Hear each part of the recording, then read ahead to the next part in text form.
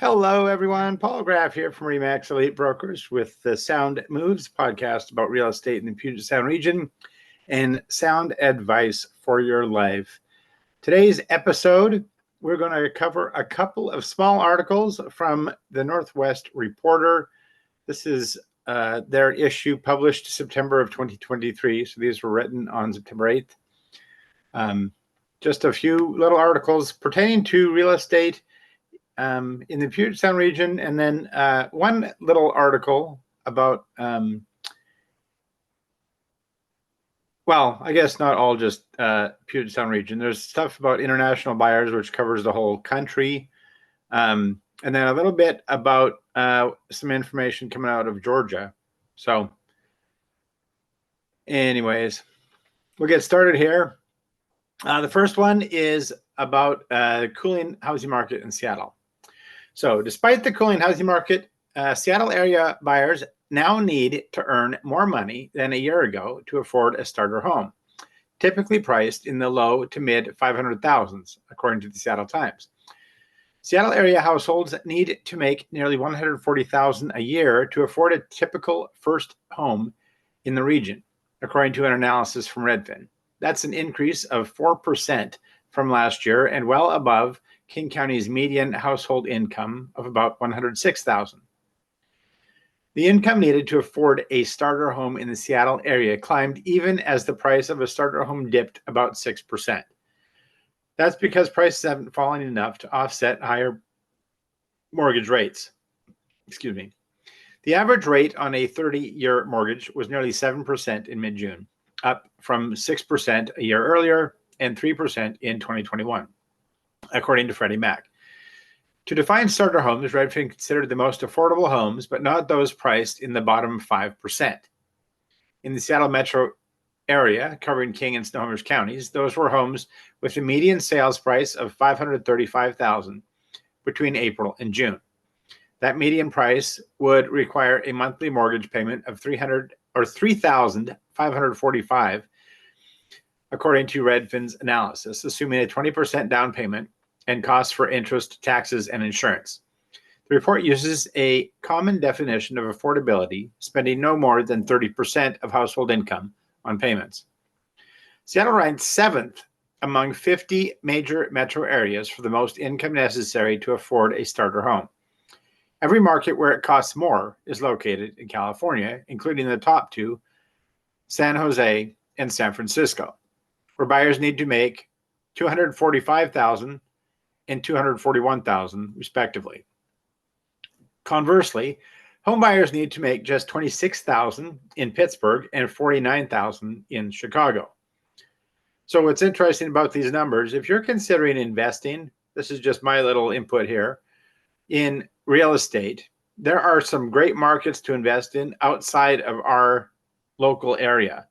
I do have one client who's pursuing that, and I really give a lot of kudos to them for working on that. So if that's something you're interested in, feel free to reach out to me. I can arrange that. I have connections all over the country. We can make that very smooth for you. Back to the article. There are fewer homes for sale of all types in the Seattle area than in recent years. In King and Snohomish counties, about 3,500 total homes hit the market for sale in June, which is down 37% from the same time 5 years ago, according to the Northwest Multiple Listing Service. The number of starter homes listed for sale in King and Snohomish counties fell 42% from a year ago, according to Redfin. King County ranked among the least affordable counties in the state for first-time buyers, with a value of 40 in late 2022.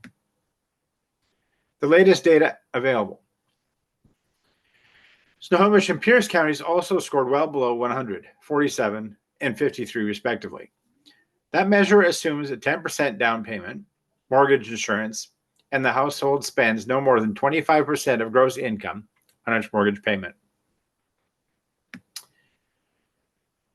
Okay, here is another small little article.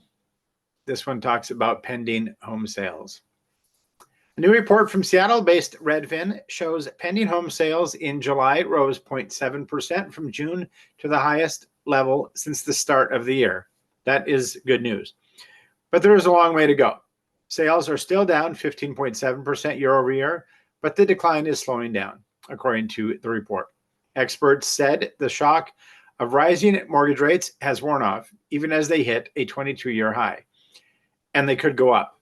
If you were listening to or paying attention to the news today, the Fed is holding rates currently, but they are indicating that rates will go up again, probably a quarter point at the next meeting.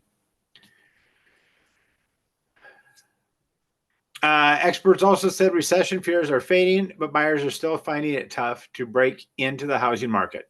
According to Redfin, a home buyer on a $3,000 monthly budget can comfortably spend $429,000 for a home with current mortgage rates.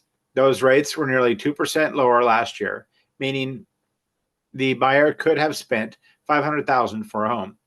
That equals a loss of $71,000 in buying power.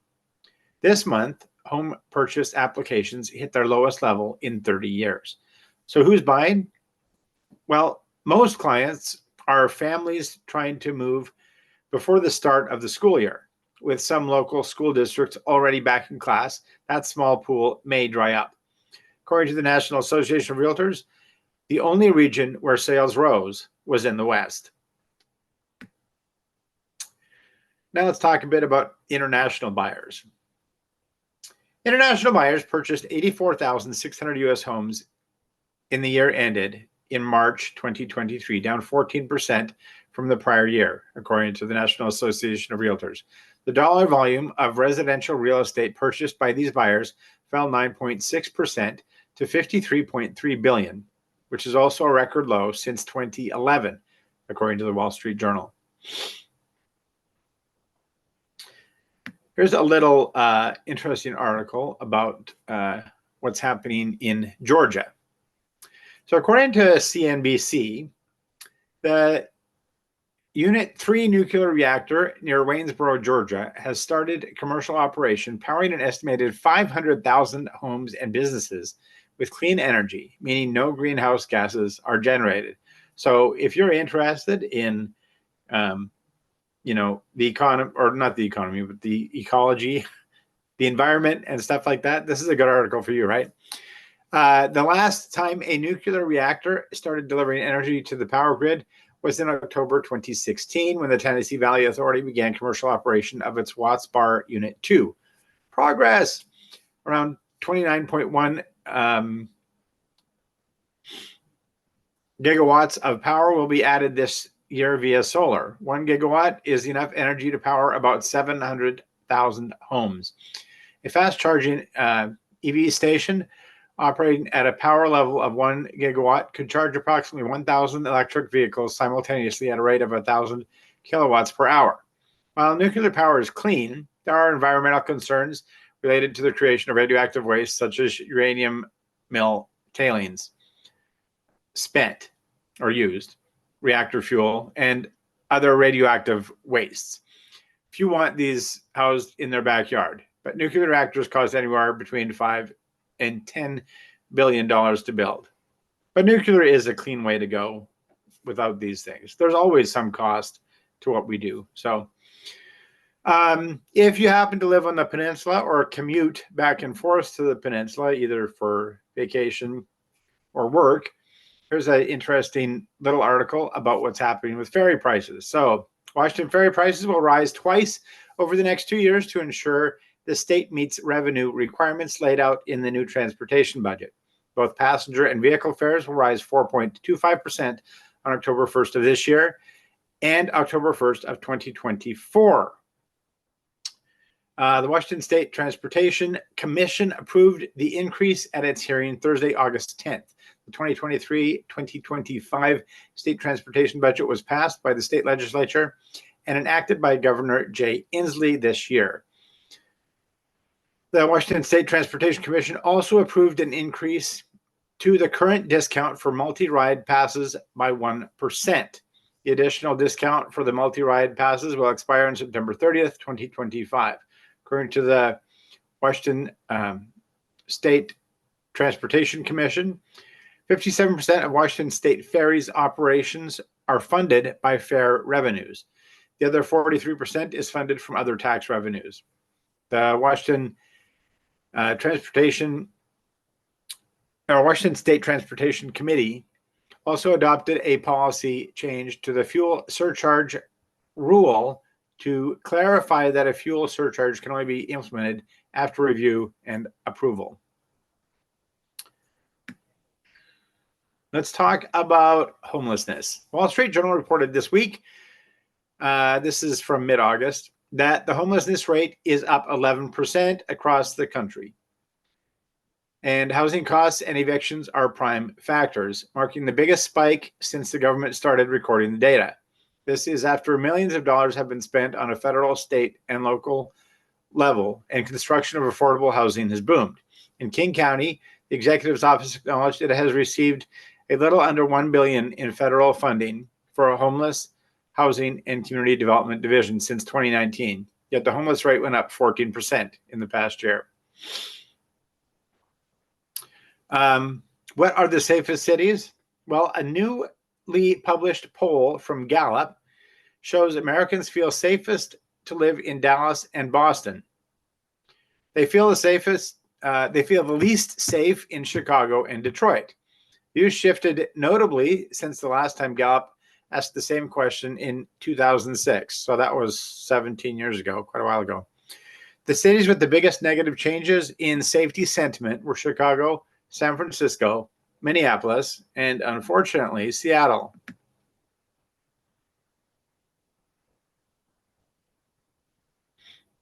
And let's talk about rentals in the area. We're going to end with this one here. A coalition of rental property owners is suing the city of Kenmore over its renter laws, which the coalition says conflict with state law and are harmful to landlords. The Washington Business Properties Association's lawsuit says Kenmore's ordinances that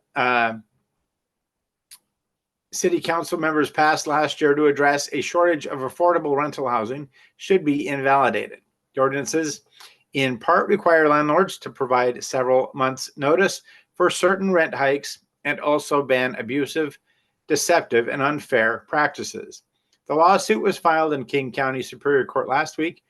In Kenmore, where the median rent for a one-bedroom apartment is $1,780, landlords must let renters know 120 days in advance if they plan to raise the rent more than 3% and provide 180 days notice for rent increases of more than 10%. The state requirement is 60 days notice. Kenmore was among a handful of cities in the Seattle area last year that adopted ordinances dealing with issues tenants face amid an increasingly expensive housing market like rent increase notices, deposits, and evictions. So hope you guys found some of those articles interesting. If you'd like to know more about that, I'd be happy to meet with you and talk with you in detail about those things.